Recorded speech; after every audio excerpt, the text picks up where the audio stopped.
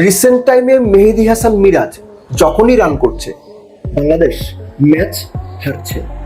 মেহেদী হাসান মিরাজের রানগুলো বাংলাদেশের জন্য পজিটিভ না, নেগেটিভ ইম্প্যাক্ট তৈরি করছে। আমি কোনো মন গড়া কথা বলছি না, পরিসংখ্যান এটা বলছে। আপনি সবশেষ 10-12 ম্যাচে যদি দেখেন দেখবেন যে পরিসংখ্যান বলছে মেহেদী হাসান মিরাজ 4টা 50 করেছেন। শুনতে খুব ভালো লাগবে, কিন্তু দলের জন্য এই 4টা 50 কতটুকু কাজে লেগেছে? এক বছর পেছনে যান, লাস্ট নভেম্বরে শারজাতে সম্ভবত এই আফগানিস্তানের এগেনস্টে মেহেদী হাসান মিরাজ 66 বোধহয় করেছিল। 119 বাংলাদেশ ওই ম্যাচে কত 40-45 করেছিল। মোটামুটি 2 ওভার আগে ম্যাচ হেরে গেছে। 4 নম্বরে নেমেছিলেন মেহেদী হাসান মিরাজ। রিসেন্ট টাইমে বা ক্যাপ্টেন হওয়ার পর থেকে 4-5 ব্যাট করছেন।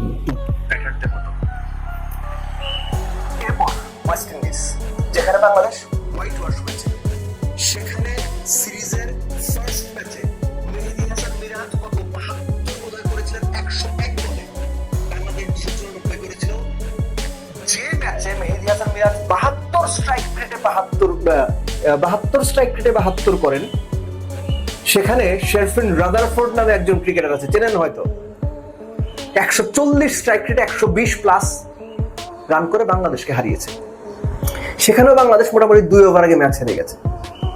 আসেন আবার সেই ওয়েস্ট ইন্ডিজ সিরিজে থার্ড ম্যাচ, মিরাজ খুব ভালো খেলেছে, 73 বলে 73। যে উইকেটে মিরাজ 73 বলে 73 করে, ওইখানে কি হওয়ার কথা? বাংলাদেশ 321 করেছিল। মনে আছে বাংলাদেশ ওই ম্যাচে কত ওভার বাকি থাকতে হেরেছিল? 321 করে বাংলাদেশ 25 বল আগে থাকতে ম্যাচ হেরেছিল। আইডিয়ালি বাংলাদেশ 350 করলে থাকতো।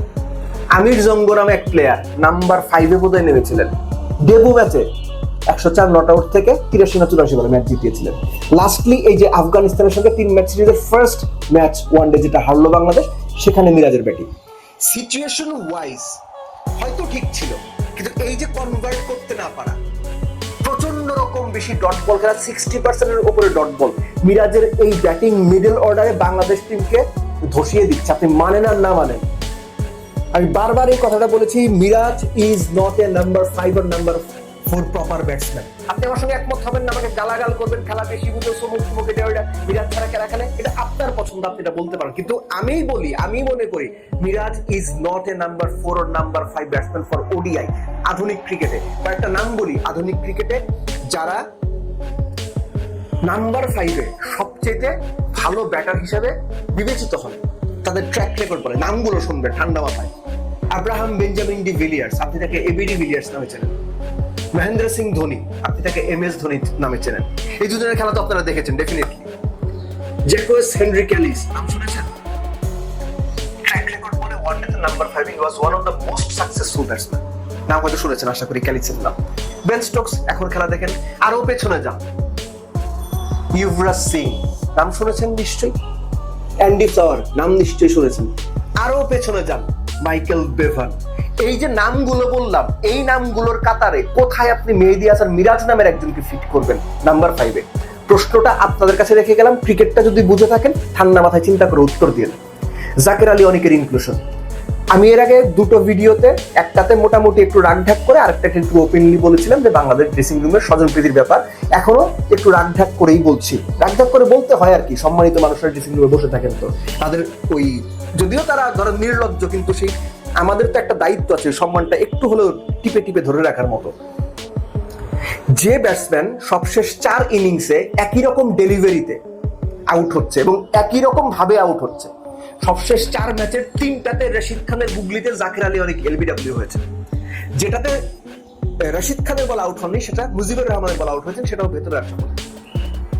তার টেকনিক টপ লেভেল ক্রিকেটে, টি-20তে হয়তো পার পেয়ে গেলেও যেতে পারেন, ওয়ানডের জন্য পারফেক্ট কিনা এটা নিয়ে আমার সিরিয়াস প্রশ্ন রয়েছে। কিন্তু তিনি কোচদের প্রিয়, তাদের একটা কোরাম রয়েছে, সেই কোরাম অনুযায়ী তিনি সুযোগ পেয়ে যাচ্ছেন। সো এই যদি হয় অবস্থা, এতটা নির্লজ্জ আচরণ যদি কোচদের পক্ষে করা সম্ভব হয়, এতটা স্বজনপ্রীতি যদি ড্রেসিং রুমে কোচরা করতে পারেন, তাহলে আমাদের চুপ করে থেকে মেনে নেওয়া উচিত যে ভাই এইভাবেই চলবে। জাকের 100 ম্যাচ সুযোগ পাবে, এর মধ্যে যা খুশি তাই করুক, আপনি কোনো কথা বলবেন না বা আপনারা কোনো কথা বলবেন না, চুপ করে দেখবেন, কেননা কোচ চায়, তিনি কোচের প্রিয় পাত্র। এবং একই ম্যাচে জাকের আলী অনিক এবং নুরুল হাসান সোহান এদের দুইজনকে খেলানো উচিত কিনা এটা নিয়ে আমার সিরিয়াস প্রশ্ন রয়েছে। ঠিক একইভাবে 4, 5, 6, 7, 8 এই 5টা জায়গা সবাই ডানহাতি, কোন কারণে এখানে শামীম হোসেন পাটোয়ারিকে ইনক্লুড করা হয় না? এটা কোন ধরনের স্ট্র্যাটেজিক্যাল প্ল্যান আমি জানি না, অন্তত আমার ক্রিকেটিং বোধ সেটা বলে না। সো জাকের আলী তিনি খেলবেন, এটা আমরা মেনে নিচ্ছি। তার কোচ, তার বড় দাপট ভেতরে বসে আছেন, তিনি জাকের আলীকে খেলাবেন। তিনি আগামী 3 ম্যাচেও যদি রাশিদ খানের বলের বিরুদ্ধে হন তাও খেলাবেন। আগামী 3 ম্যাচেও যদি তিনি 0-0-0 করেন তারপরও তিনি খেলবেন। কেননা ড্রেসিং রুমের স্বজনপ্রীতির দুর্গন্ধ এখন বাইরে আসছে। এই দুর্গন্ধ এখনো পর্যন্ত কিছুটা সহ্য করা যাচ্ছে। যখন সহ্য করতে পারবো না তখন এক এক করে নাম বলে দেবো, প্রস্তুত থাকেন।